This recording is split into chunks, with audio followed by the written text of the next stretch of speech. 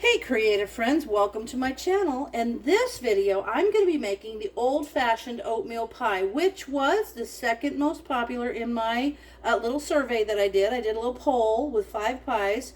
The first one was a coffee cream pie. I made that one. The second most popular is the old-fashioned oatmeal pie, so we're going to make one of those. This looked really good, and I got this recipe on the QuakerOats.com recipe page for the Quaker Oats. And I will leave a link so that you can go right to the recipe. But I will tell you the ingredients that I have to have right now. I've got 2 eggs ready to go, 3/4 cups of granulated sugar, I've got that ready, and 3/4 cups of dark corn syrup. So you want the dark corn syrup, and I've got that ready to measure out. A little secret, when you have like honey and corn syrup, if you spray the inside of the measuring container with a little bit of that non-stick spray, it'll slide right out. Comes out a lot easier. 4 tablespoons or a 1/2 cup of melted butter or margarine. A teaspoon of vanilla. I've got my teaspoon and I've got my little vanilla paste that I like to use. So I've got that. 3/4 cups of good old Quaker Oats. I've got those ready. 1/3 of a cup of shredded coconut. Yum, so good. And 2 tablespoons of all-purpose flour. And I've got all these things prepared. And I do have one of the store-bought pie shells unbaked, so you don't want this cooked before you put the ingredients in there. And you guys know my trick. In my oven, which is preheated at 350, I've got a cast iron skillet upside down because I'm going to set this pie on that skillet, and it's going to concentrate the heat in the bottom of the crust, and that's what's going to keep the crust from getting soggy. So here we're going to start out. Our instructions tell us to, in a large bowl, beat the 2 eggs until they're foamy. So let me get these over here, and I'll get these cracked into here and we'll get them started. Ooh, I love my eggs. In fact, while this is baking, I'll go up and take care of my chickens. Get them taken care of. Got a little shell there. Okay, now I'm going to beat this until it's foamy. So here we go. I'm going to say we're going to get right up to the beat.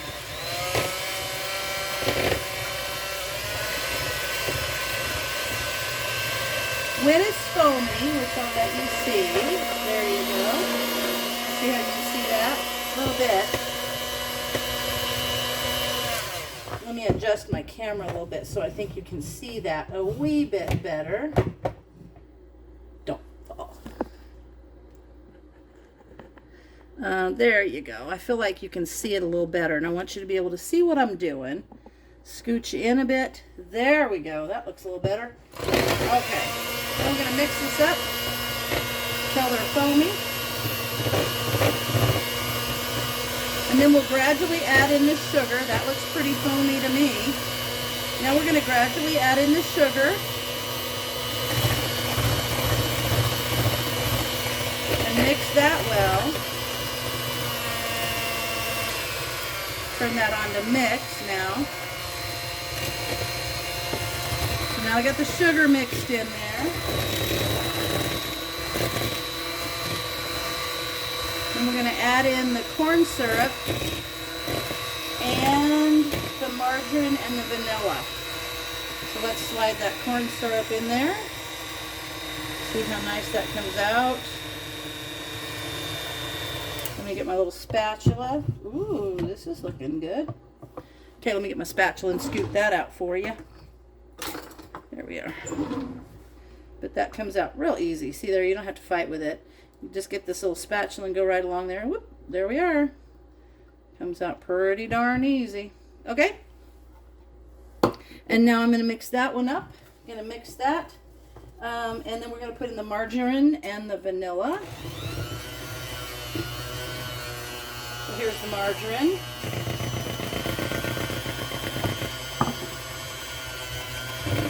I'll get that mixed up and then I'll add in my vanilla.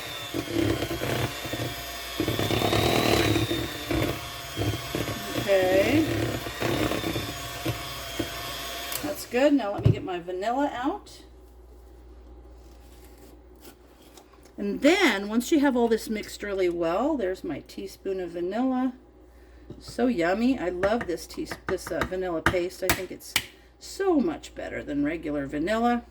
I do want to go to the Mexican store by our house too, because they have amazing vanilla there. And I talked to the owner of that, and he says he's got really good vanilla, and I like that. When we lived in Southern California, when we were in the Navy, my husband was in the Navy, we used to always go down to Tijuana and get our vanilla, which was so good. Okay, so we're going to so we're going to mix this well. And then we combine the oats, coconut, and flour. I think this is going to be great. There's the oats. Going to mix that in. And the coconut. And the flour. Now you can get this recipe. We'll just do this together and see how it turns out though. And then the flour. Mix that up. And then we'll just pour it into the pie shell, which is unbaked.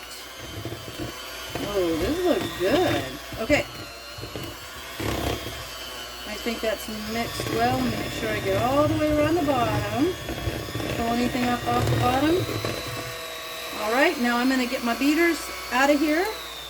And there we are. Perfect. Get rid of my beaters. And now we're going to pour it into the pie shell. Get this out of your way. Okay. Then, after we pour it in the pie shell, we have to put it in the oven, and it says for 45 minutes or until the center is set. And the center will be set when it is lightly touched, when it's firm, when you lightly touch it with your finger. So that looks great. Ooh, this is going to be really good. I'm excited about this pie. Okay. I told the girls at work about it. They're excited. They want to try this pie. Told them about the Kool-Aid pie too. That was a fun one. Okay. All right. There you go. This went pretty fast. Normally I do things in a step at a time, come back to you, but this is kind of like there's no real pausing spot here. Okay. There it is. Ready to go. There, take a little look. There it is. So now I'm going to put it on the cast iron skillet. I'm going to set it on the bottom of the skillet, and I'm going to cook for 45 minutes, and I'll come back to you when it's done. I want you guys to see this pie. Look at how puffy it is. It looks fantastic. But you see how it's sitting on the bottom of my skillet? That way, it's not going to get soggy on the bottom. But look at how it puffed up. I can't wait. It's going to be so cool. This cooked for 45 minutes, and I just took it out of the oven. I'm not sure. I mean, this is firm when you touch it. So I think it's done. I'm hoping it turns out perfectly. But I'm afraid if I leave it in there longer, it's just going to really get too done. So I'm going to leave it set here until it's cool. And then I will come back to you. We'll slice into it, put a little whipped cream on it, or a little Cool Whip, or, Ready Whip or whatever, and we'll see how it tastes. So it smells terrific. I don't see why it's not going to be wonderful. So I'll bring you back when this is cool enough to cut into and give it a try. The pie is cool enough, and I cut into it, and the inside, you can see, it almost reminds me of a pecan pie, the inside of the pecan pie, but you can see the little bits of oatmeal in there. So you can see all that oatmeal in there. So let's see if I can open this up. And there you go. See how you can see all the oatmeal in there? Oh my gosh. And it smells really good. But of course, you got to have some little whipped topping on there. Now, let's take a bite and see how it tastes. Oh my gosh. I'll tell you guys, I'll be honest. Now, I've never had this before, so I'll be honest and let you know if it's good or not. Of course, I like it, I'm sure.